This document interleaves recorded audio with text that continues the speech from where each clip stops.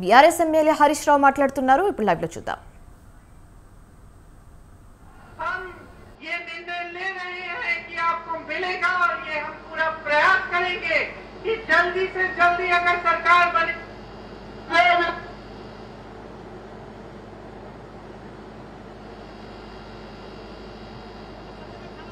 ఏమైనా బట్టి విక్రమార్క లేదు అసెంబ్లీలో ఎగబెట్టింది, అది కూడా చూపి వృత్తి ఎప్పుడు ఇస్తాడని అడుగుతున్నాడు మిత్రుడు. మేము నిరుద్యోగ వృత్తి 6 గ్యారెంటీల్లో కానీ మేము దీంట్లో కానీ మేము చెప్పలేదు. మేము ఉద్యోగాలు ఇస్తామని చెప్తాం. మీరు మళ్ళొకసారి కావాలంటే వెరిఫై చేసుకొని మాట్లాడండి. నిరుద్యోగ వృత్తి చూసిండ్రా ఎట్లా ఎగబెట్టిండో? ఓడదాకా ఓడమల్లప్ప, ఓడదాటాక బోడమల్లప్ప. ఇది కాంగ్రెస్ వాళ్ళ కథ. అప్పుడేమో ఓట్లప్పుడు చేతులలో మొక్కిరు, ఇంటింటికి వచ్చి చేతుల బాండ్ పేపర్ పెట్టి చేతులు పట్టుకొని ఒక మొక్కుడు మొక్కలే. ఇప్పుడు ఏమైనా 6 గ్యారెంటీలు అంటే చేతులు లాబట్టిరు కాంగ్రెస్ వాళ్ళు. అవునా కాదా? దయచేసి ఆలోచన చేయండి. ఇట్లా చూపిస్తే 420 ఇవ్వాలి. ఇంకా తులం బంగారం ఉన్నది. ఆడపిల్లలకు స్కూటీలు ఇస్తామన్నారు. చూద్దామా? స్కూటీలు పెట్టిపోయి ఈరోజు రాష్ట్రంలో గర్ల్స్ స్టూడెంట్స్ కాలేజీకి వెళ్లాలన్నా, ట్యూషన్లకు వెళ్లాలన్నా, ఎక్కడికి వెళ్లాలన్నా అన్న మీదనో, తమ్ముడి మీదనో, తండ్రి మీదనో ఆధారపడుతున్నారు. అందుకే ఈ రాష్ట్రంలో ఉన్న చదువుకునే ప్రతి యువ విద్యార్థినికి ఎలక్ట్రిక్ స్కూటీ ఉచితంగా ఇచ్చి ఈరోజు వచ్చిన అదే స్కూటీ వాళ్ళకన్నా మీ ఇంట్లో ఆడపిల్లలకు ఇట్లా ఎన్ని చెప్పేదే. ఎలక్షన్ల ముంగటనేమో గంభీరంగా ఉపన్యాసాలు ఇచ్చిండ్రు జోష్గా. ఇక వచ్చే రేపే స్కూటీ, మళ్ళ నెల 4,000 పింఛన్, రాగానే 15,000 రైతు బంధు అని ఊరించి ఎలక్షన్లనేమో గంభీరమైన ఉపన్యాసం ఇచ్చారు. ఇప్పుడు ఏమైనా 100 రోజులు నిండింది కదా, 4 నెలలు అయింది కదా అంటే మొన్ననే వచ్చినాం కదనే 4 నెలలు అయింది అని సన్నాయి నొప్పులు నొక్కుతురు కొడుకులు. ఇప్పుడేమో సన్నాయి నొక్కులు నొక్కుతురు.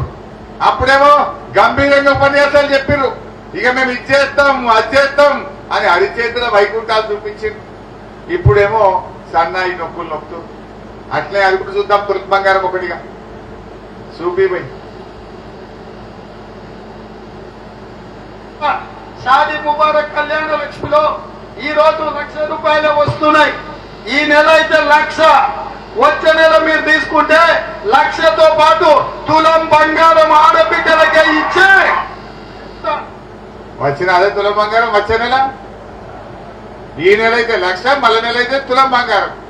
అది ఏందో ఏమో కానీ ఈ కాంగ్రెస్ వాళ్ళు గెలిచినాక బంగారం ధర కొండెక్కుతుంది. అది కాంగ్రెస్ వాళ్ళు రాకముందు 50,000 తులం ఉండే, నిన్న ఇవాళ 75,000 అయింది తులం. అది 25,000 పెరిగింది.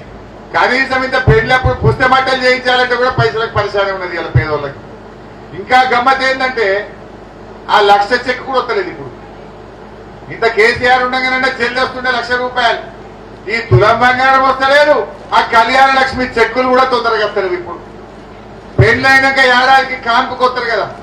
కేసీఆర్ ఉండగా ఆడపిల్లలకు ఖర్చు కావద్దని మంచిగా సర్కార్ దవాఖాన కోసిగిర 50 పడకల ఆసుపత్రి కట్టినాం, కొడంగల్లో 50 పడకల ఆసుపత్రి కట్టినాం. బిడ్డ కాన్పుకి వస్తే కాన్పు చేసి కేసీఆర్ కిట్ ఇచ్చి తల్లిని పిల్లను ఆటో కిరాయి లేకుండా ఇంటికాడ దించి వచ్చినాం. మీటింగ్ అయినాక మీరు కోసిగి దవాఖానలో పోయి చూడండి. కేసీఆర్ కిట్ ఉంది, ఆడుకుండ్రి. బంద్ అయిపోయింది. కిట్లు బంద్ అయిపోయినాయి. కిట్లు బంద్ అయినాయి, తిట్లు చాలా అయినాయి. తిట్లు మాత్రం చాలా అయినాయి. ఎన్ని రోజులు తిట్లతో కాలం గడుపుతారు రేవంత్ రెడ్డి గారు? తిట్లు కాదు కదా, ప్రజలకు చెప్పిన మాట అమలు చేయి. ఇవాళ బాధ ఏంటంటే కొత్త పథకాల మాట దేవుడెరుగు, ఉన్న పథకాలకు కోతలు పెడుతున్నారు. ఉన్న పథకాలు కేసీఆర్ కిట్ బంద్ అయింది, న్యూట్రిషన్ కిట్ బంద్ అయింది, రైతు బంధు పైసలు టైం మీద పట్టలేవు. ఇట్లా అనేక రకమైన కోతలు, కరెంటు కోతలు, రకరకాల కోతలు పెడతా ఉంది ఇవాళ కాంగ్రెస్ ప్రభుత్వం. అందువల్ల మిత్రులారా నేను మీ అందరినీ కోరేది ఒకటే, బాగా లేట్ అయింది. ఇవాళ కాంగ్రెస్ పార్టీ అందరినీ మోసం చేసింది. రైతులకు మోసం, మహిళలకు మోసం, పేదలకు మోసం, విద్యార్థులకు మోసం, నిరుద్యోగులకు మోసం, ఉద్యోగులకు కూడా మోసం చేసింది. ఉద్యోగులకు రాగానే 4 డిఏలు ఇస్తామన్నారు. డిఏలు ఇంతవరకు ఒక్కటి కూడా ఇయ్యలే.